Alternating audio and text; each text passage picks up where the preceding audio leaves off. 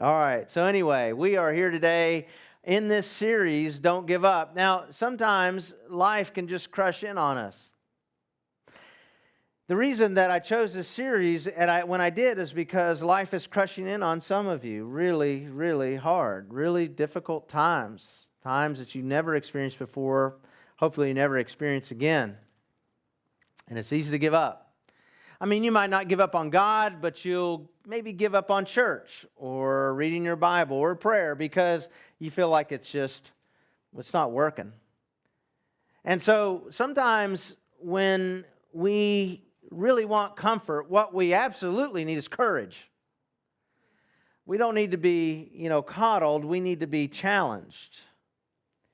Sometimes we are in a situation where we want some sympathy, and what we really need is strength through encouragement.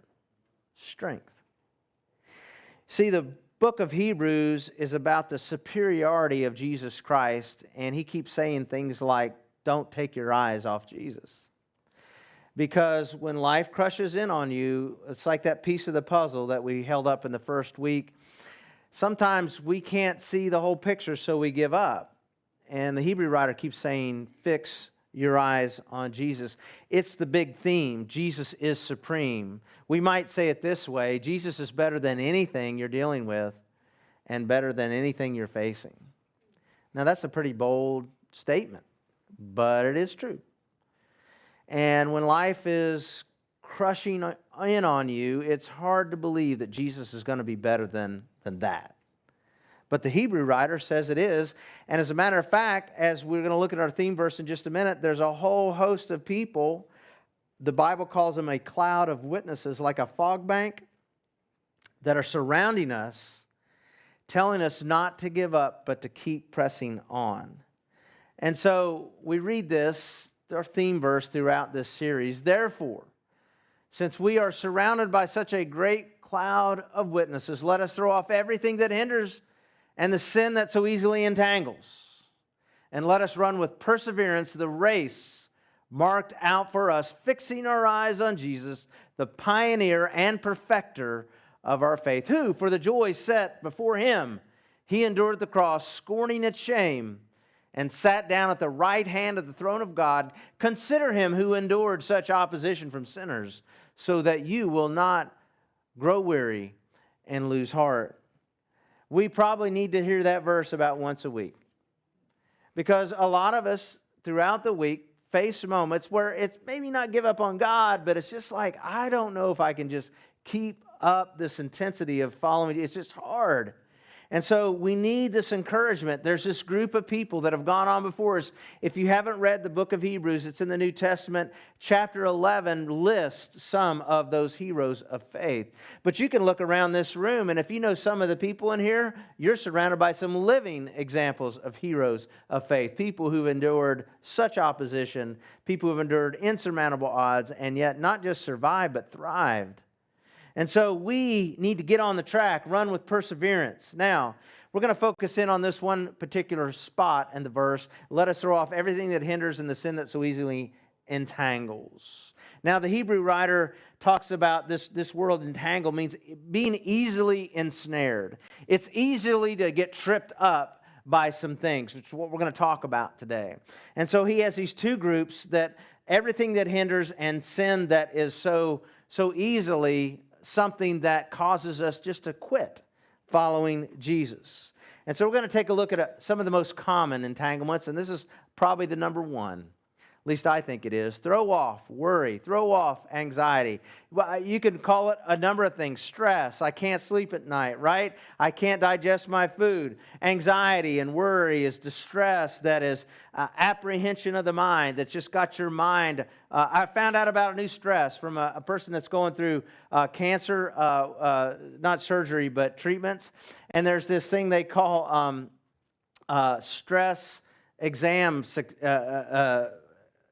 I can't remember what the word is, but it's the stress you have before you get the results. of whatever has been taken a picture of your body, you know, all that stuff inside, and like, what's it going to show? What's it going to reveal? And so there's this apprehension. And those who suffer from this type of nervousness, this worry, this anxiety, they don't sleep well, they have trouble breathing, chest pains, trouble concentrating, digestive issues, headaches, muscle tension, low energy, obsessive thoughts, and forgetfulness. Anxiety can also cause hair loss and excessive armpit sweat.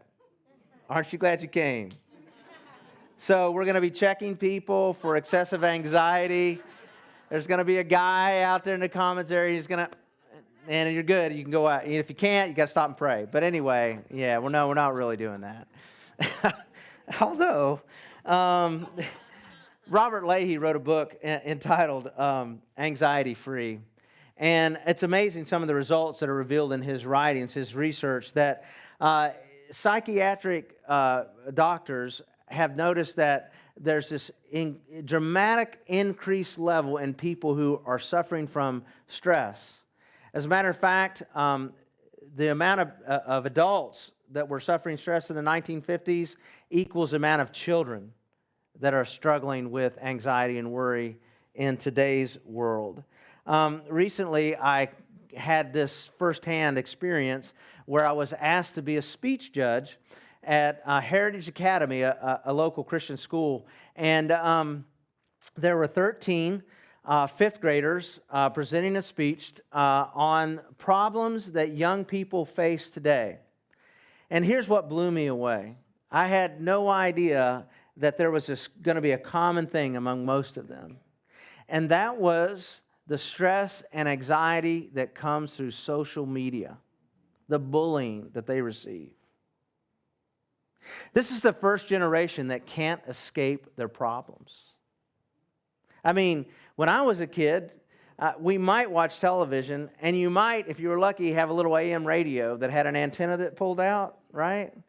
And the way we escaped was we put baseball cards on the spokes of our bikes and went down the road thinking we were a motorcycle. Like, right? You remember those days? Can I get a witness? Anybody with me, right? Yeah? All right, some of you had the Schwinn Roadmaster, always lusted after that. But anyway, the point is that this generation can't escape. It's with them, you know, wherever they go, because they're so submerged in this internet world, this Facebook world. And so the generation that preceded them, the 9/11 generation, those that grew up after the towers fell, they are a generation that grew up with all of this technology, and it radically impacted them. And it's been revealed that on college campuses today, the anxiety and stress and worry level is at an all-time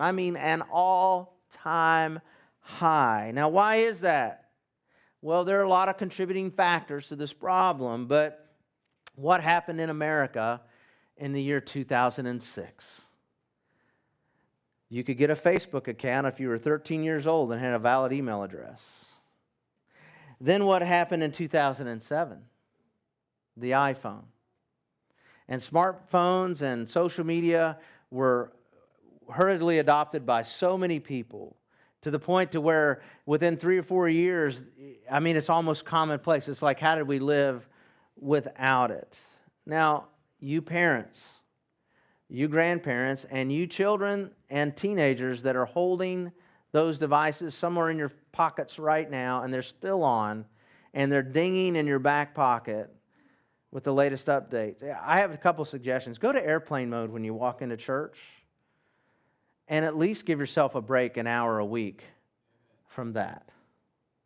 Now, this social media is directly impacting the stress levels of a lot of people, not just children, but adults too.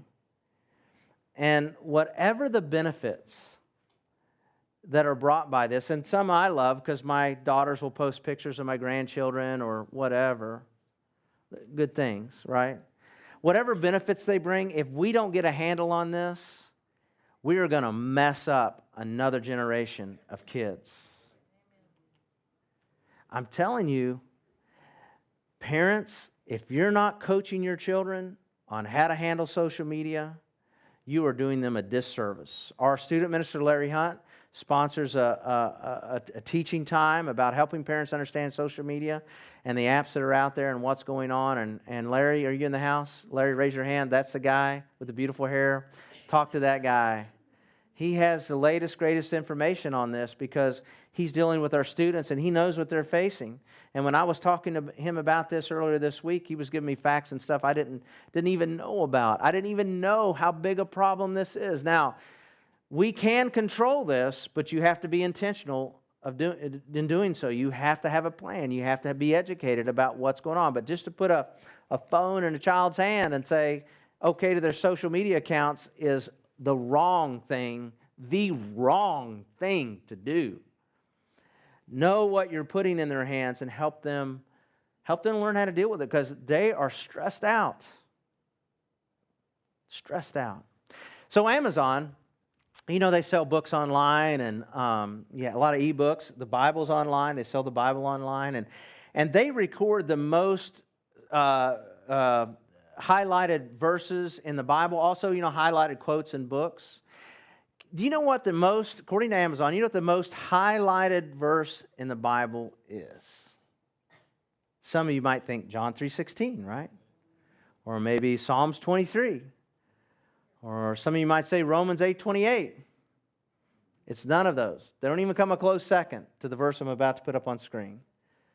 Number one verse, highlighted according to Amazon, do not be anxious about anything, but in every situation, by prayer and petition, thanksgiving, present your requests to God, and the peace of God, which transcends all understanding, will guard your hearts and minds in Christ Jesus. Why is that the number one verse in stressed out America? Because our nation is wanting to trade all this worry for peace. That's why. How do we free ourselves from anxiety and worry? Is it pills, psychiatrists, beer, or bourbon? Which is it? The world kind of says it's one of these things. But those aren't things that deal with worry. They might be escapism for a moment, but they have great problems later on. I'm married to a counselor. I'm not opposed to counseling, but I can tell you right now, that's not where you begin. You begin with prayer. You begin talking to the Creator who made you, asking for help. And so these first century Christians that are receiving this letter, the letter of Hebrews for the first time, they have plenty of reasons of being stressed out. The tax rate for a non-Roman citizen in the first century was 80%. So 80% of your income is gone. You're living off 20, all right? And then not only top of that, there's persecution that happened in different sectors of the Roman Empire against Christians. These were Hebrews first. In other words, they were Jews that accepted Jesus, right? And so they're ostracized by family members who have rejected Jesus.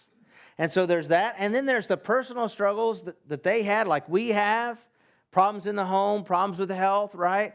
There are those things going on. This group of people that the New Testament writers are giving these letters to are living under great stress. I know some of you feel like the whole world's crushing down on you, but know this.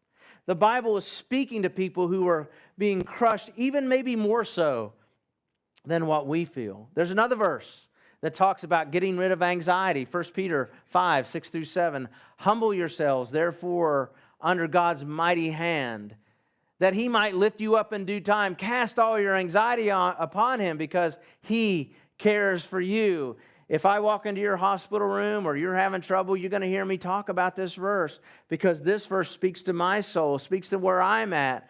That in times of great anxiety, I know the Lord cares for me. But where does this verse begin in dealing with stress and anxiety? It begins with humbling yourself before a mighty God.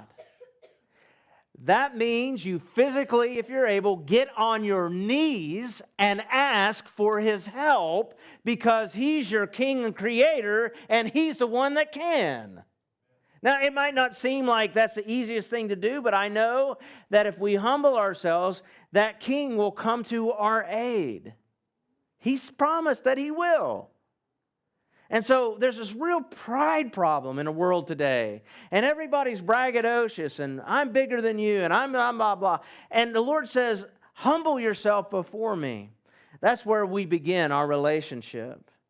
And so then cast all that anxiety. So the word here is, the cast off means to set it where you can't reach it. Now that's easier said than done, isn't it? Because as soon as you pray about it, you start thinking about it again. And it's almost like it's counterproductive because now I'm going to pray about it, now I'm thinking about it. Right? Have you ever had that moment? Right? Some of us have, right? Probably all of us.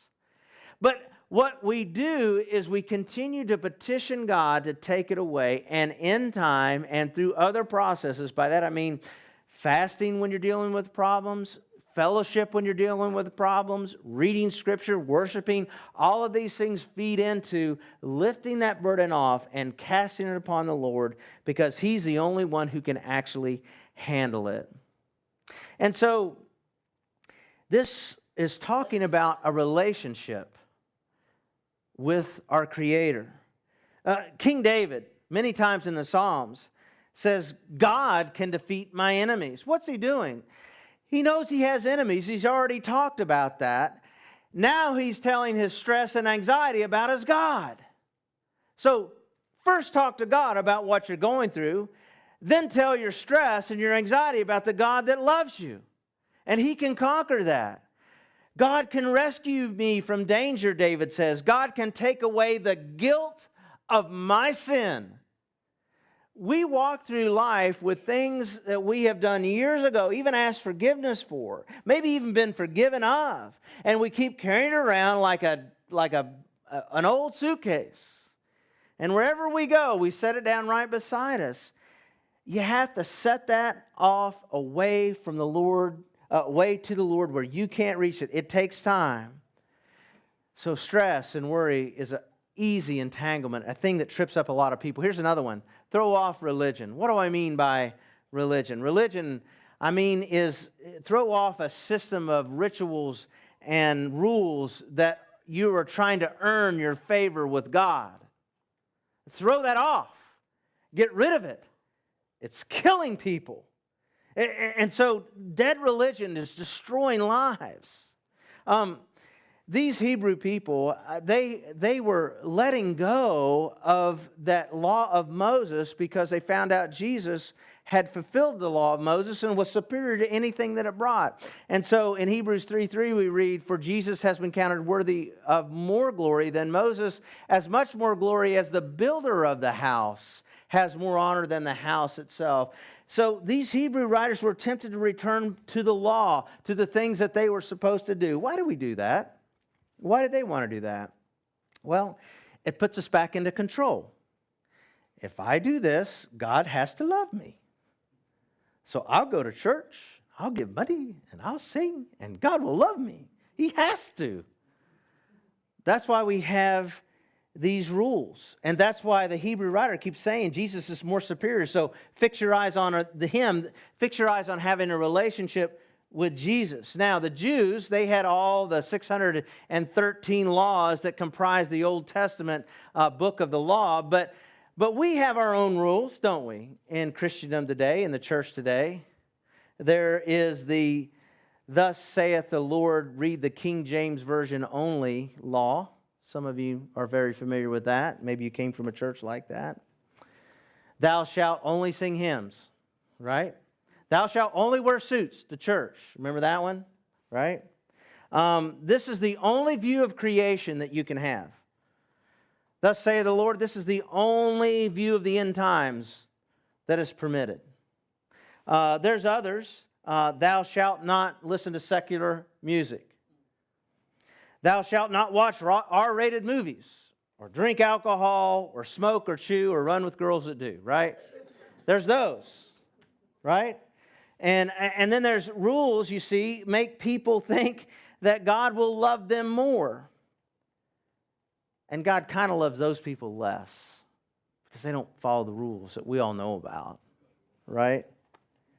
The truth is, listen, the truth is God doesn't love you more if you've never been addicted to drugs. He doesn't love you more if you've never slept around. He doesn't love you more if you've never had an abortion. He doesn't love you more than the people who've done those things. He doesn't love you more because you dress modestly or give generously. You are, listen to me, you might want to write this down. you are forever released from earning God's love.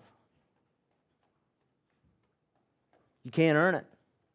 On your best day, it is a gift. And He gives it freely. You see, He created us, and then He redeemed us from our brokenness. And He says, I love you before He even created. I love you before He even thought of me. I love you. And it's not based on your performance.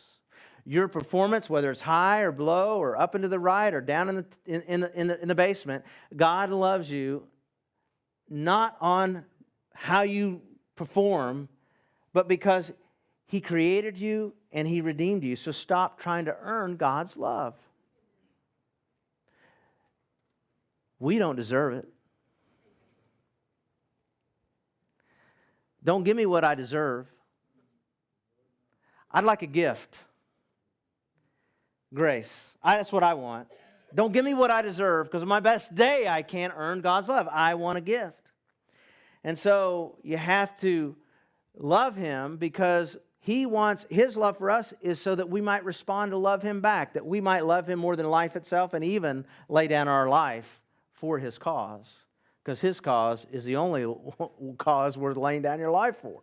Now, Galatians 2, 19 through 20, Paul says, what actually took place is this. He says, I tried keeping rules and working my head off to please God, and it didn't work. So I quit being a lawman, and I started to be God's man. Christ's life showed me how and enabled me to do it. I identified myself completely with Him. Indeed, I have been crucified with Christ. My ego is no longer central.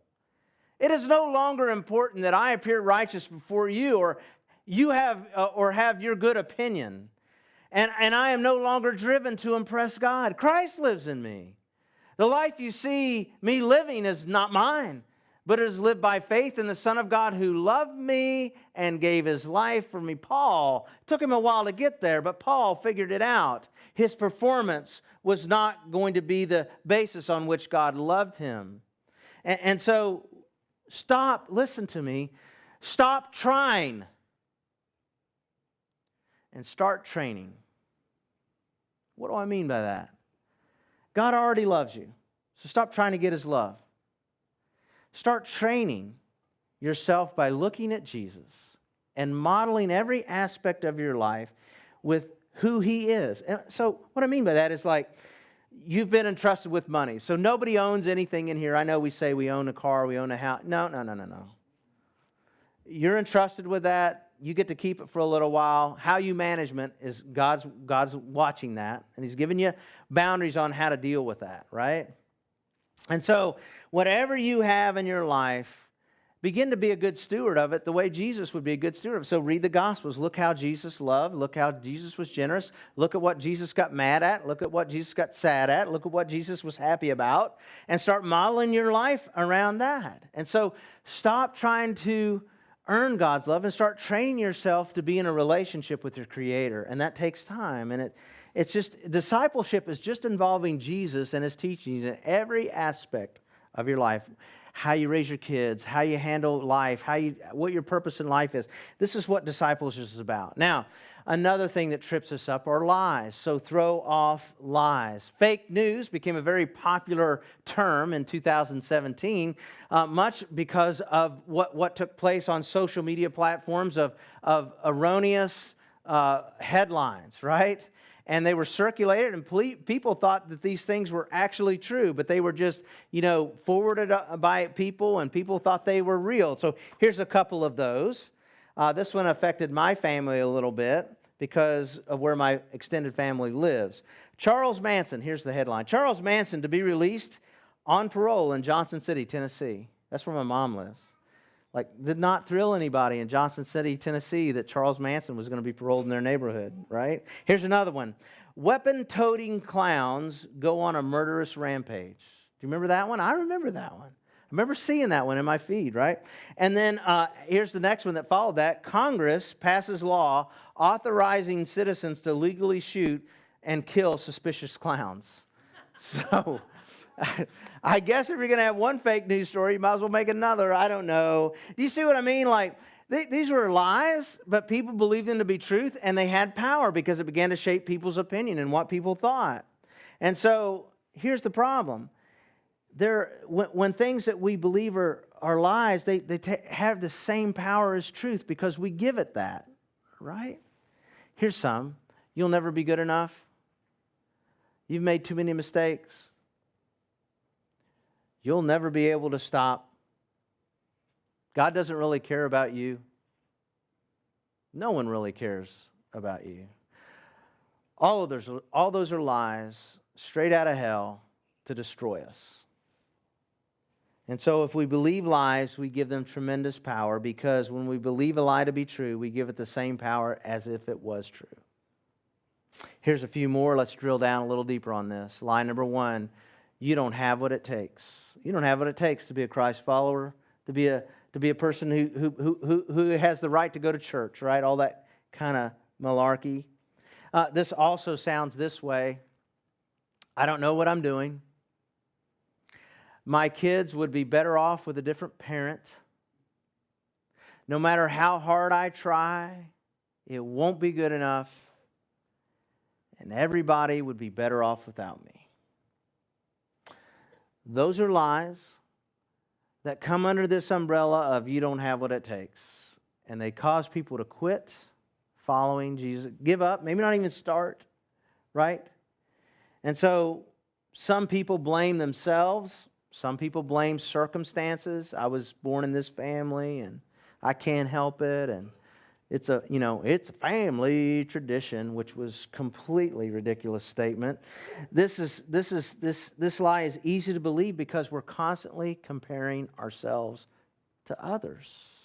And social media is I'm sorry I'm picking on social media today, but it really is true. It's a problem because we're comparing ourselves all the time with what we see. Kyle Idleman says that Facebook should be renamed Facade, right? And Instagram should be renamed Mirage.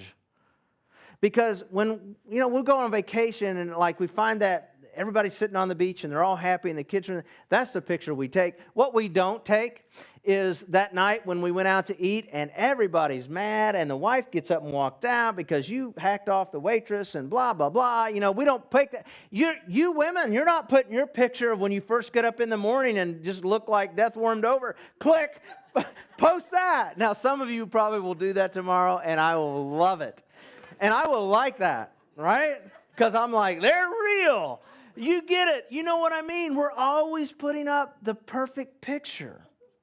Because we don't want people to see what really goes on. And so we live in an airbrushed culture. And our young girls, they are being destroyed by this stuff. Destroyed by it. It's ruining them. We need to get a handle on this. Comparing leads to trying to be perfect, which leads to fatigue, which is followed by giving up. So here's the truth to counter this lie. With God, I have everything I need to do everything I need to do. Paul says it this way, for I can do everything through Christ who gives me strength. Would you repeat that verse with me? Begin, for I can do everything through Christ who gives me strength. Do you believe that? I didn't hear anybody say amen or nothing. Do you believe that? Amen. Now, some of you are hoping to believe that one day, and that's good, because some of these things are so profound, like, is it really possible that Christ's strength right now can carry me through this marriage that is in the tanks? Christ's strength right now can carry me through this addiction that I'm battling day in and day out. Christ's strength right now can deal with this depression that hounds me like a dog. Christ's strength can carry me through this circumstance, whatever it might be. Not of your own making. Yes, it's possible. It's true. Here's another verse to counter that lie. My grace is sufficient for you, for my power is made perfect in weakness. If you feel absolutely at your weakest moment, you need to know this. His grace is perfect for that situation. God will present Himself like He's never presented Himself when you're at your weakest moment. So don't be afraid of being weak. Don't be afraid of admitting weakness before the Lord, because He is more than able to carry you through whatever you find yourself in. Lie number 2, I can fix this myself. We live in a country that has pulled themselves up by their bootstraps. Therefore, we think that it's all up to us. And I can fix this myself. This is a real problem with guys. And part of it is centered right in pride. This is the self-fix-it lie. I can fix this problem kind of lie. And it leads us to thinking that we can fix other people. You know, I can fix my kid. I can fix my spouse. I can fix my coworker, my boss. I can fix my preacher. I can fix them, right? If I just, try hard enough, have a great strategy, I can fix this problem. And that's all centered in pride. Question, if you're trying to fix yourself or you're trying to fix someone else, how's that working for you? Because what we find is when we're always trying to fix ourselves or other people, we find ourselves getting frustrated because it doesn't work. It might work in the short term for a moment, but then they end up hating us or not wanting us around. Or if I get one more instruction from you on how to live and how to eat and how to walk and how to dress, I'm just going to punch you in the mouth, right? I mean, we get that way. We don't like anyone trying to fix us. We need to be transformed, not fixed. We need a new heart. That's what the Bible in the Old Testament talks about all the time, that we have this new heart. So trying to fix ourselves reveals an unhealthy pride, minimizes our real problems, and robs us from life-giving relationships. It feeds into this whole airbrushed hypocrisy that we live in. Admitting you need Jesus' help is the real thing. Now, it looks like this in other forms. We refuse to ask for help, even refuse help when we need it. We hide our mistakes, even when our only hope for healing is revealing them. We think God, church, reading the Bible, prayer, and Christian community are unnecessary for daily living. I can fix myself is found in those statements. I remember one of the most pivotal moments in the life of Cornerstone is when a mother got up here and she revealed of her infidelity and talked about how it happened, and talked about her remorsefulness. And then several of the elders and other people that were involved in her recovery and restoration of her family came forward. And there was this moment right there on holy ground where people began to see for the first time that there actually could be a church where people were transparent and talked about their problems and stopped playing church. And stop acting like everything was okay. Hey, how you doing? Oh, I'm fine. Well, it didn't look like that in the parking lot when you were pointing your finger at your 2-year-old. Life's not fine. You're a liar. And so when we can be transparent, when we can be honest, when we can say, hey, life sucks right now. Can you help me? Now we can get somewhere. Now we can have a conversation. We can begin to talk about what's really dragging you down. You cannot fix it yourself. Stop it. Let the Lord, let His people come alongside and walk with you this and watch and behold the salvation of the Lord. For He is good at that. Admitting you need Jesus is the first step. Jesus understands the help I need, and we find that out from the book of Hebrews because our writer tells us this, our high priest, Jesus. So since we have this high priest who's entered heaven, Jesus, the Son of God, let us hold firmly to what we believe. This high priest of ours understands our weaknesses, for He faced all of the same testings we do, yet He did not sin. So let us come boldly to the throne of gracious God. There we will receive His mercy, and there we will find grace to help us when we need it the most. The high priest in the Old Testament was the bridge between God and His people. He was the representative of God to the people and the representative of the people before God. And Jesus is our perfect high priest. And you say, well, how does Jesus know what I'm going through? Well, let me just give you a synopsis of Jesus' life. He was conceived out of wedlock by a teenage mom. He was ridiculed and bullied by other kids. It appears his earthly father, Joseph, died when he was at a young age. He grew up in a small, poor town in poverty. He was tempted by Satan himself. His best friend died when he needed him the most. He was not supported by his family. When he needed his closest friends the most, they deserted him. And then when he prayed to his Father, it was like his Father didn't even hear him at his greatest time of need. Oh, he knows. He knows. More than we know about ourselves, he knows us. And so, whatever you've been struggling with, Jesus has been there. And the way we overcome the I fix it lie is to become boldly before the throne of God. What do I mean by that? You get honest with God. Stop playing church when you pray. If you're mad at God, tell Him. He can handle it. Have you ever read the Psalms? If your family's dysfunctional, it's okay. Have you ever read the Bible? That's all it is dysfunctional families. Like every single one of them is dysfunctional problems. And that's why it's revealed that way, is so that we might understand that God's grace is sufficient in our weakness. God is able to help us whatever we're dealing with. And He's waiting. He's waiting. He's not going to help until you ask for it. You physically, vocally need to ask for help. Lord, I need some help. Start there. It's what I call the emergency room prayer, and it's a pretty good one. Now that all the baby's awake, we'll go to the next lie.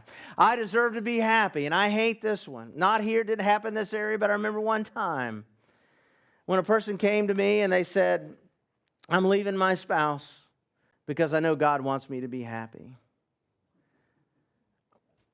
My mouth fell open. I didn't know what to say, but in my head, a few minutes later after they left the office, I thought, here's what I wanted to say. Nope, you're wrong. What you deserve is hell. But God gives you grace to get you out of that mess. So be obedient. That's what we deserve. Like we need to hear the truth, right? And this lie tragically plays out in the Bible. Adam and Eve, disobeying God, thought it would make them happy. They ate the apple. Cain thought killing Abel would make him happy. Nope, made him a murderer. Joseph's brothers thought selling him into slavery would make them happy. No, they lived with guilt and shame for years. David thought sleeping with another woman who wasn't his wife would make him happy. Nope, it just broke his kingdom. Solomon thought wealth, fame, and wives would make him happy. Nope, he was totally wrong. The rich young ruler who came before Jesus thought keeping his wealth would make him happy. No, he walked away, his countenance fell, and he was sad. The things we think will make us happy do not. Only Jesus is the source of joy and abundant life. Without a relationship with Him, you are missing out. And so we read about these tragic consequences in the Bible. We see them played out in married people's lives today who think they would be happier divorced. Single people who think that playing the field would make them happy. God does want us to have abundant life, but it does not come by breaking His boundaries, by avoiding His guardrails, by doing it the way we think we ought to do it. It doesn't work that way. You're not God. He is. We are created by Him. We are designed to work a certain way, and when we choose our own way, it brings destruction. It's just the truth. Truth number 3 is I find lasting joy in my relationship with God. It's not about circumstances. It's about a relationship. The psalmist says, take delight in the Lord, rejoice in the Lord, and be glad. That's where life's at. You think, how do I have a relationship with this mystical God I can't see, touch, and feel? Hold on a minute. Let's spend some time together and see how God reveals Himself and listen to the stories of people who've walked with the Lord.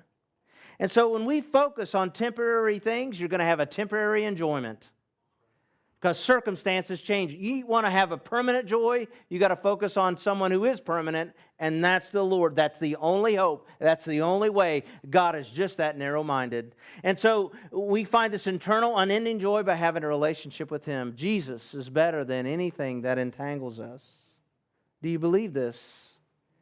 Jesus is better than your worry and your anxiety. Jesus is better than dead religion. Jesus is better than the lies that you once believed about yourself. Jesus is better than the shame and the guilt that you walked in here with. He's better than the website that you looked at last night. He's better than the buzz you get when you're drunk or high. He's better than the expensive house that you've just built. He's better than the truck or the bike of your dreams. Jesus is better than the biopsy that you're waiting to get or the bankruptcy that you're struggling through. Jesus is better than the bullying that you find on Facebook or the likes likes that you didn't or did get on Instagram. He's better than anything you smoke, anything that you toke. He's better than the fantasy of the politician or the entertainer or the athlete. Jesus is better than life. Jesus is better than death. So if you're tired, if you're weary, if you're worn out, fix your eyes on Jesus. He's the only thing that satisfies. Do you get it?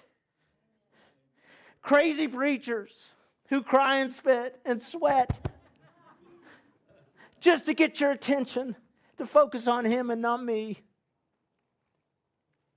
The nature of weight is the longer you carry it, the heavier it feels. That's the nature of weight. My wife came up with this crazy idea. We have this weird thing in our relationship. She comes up with an idea and then we do it.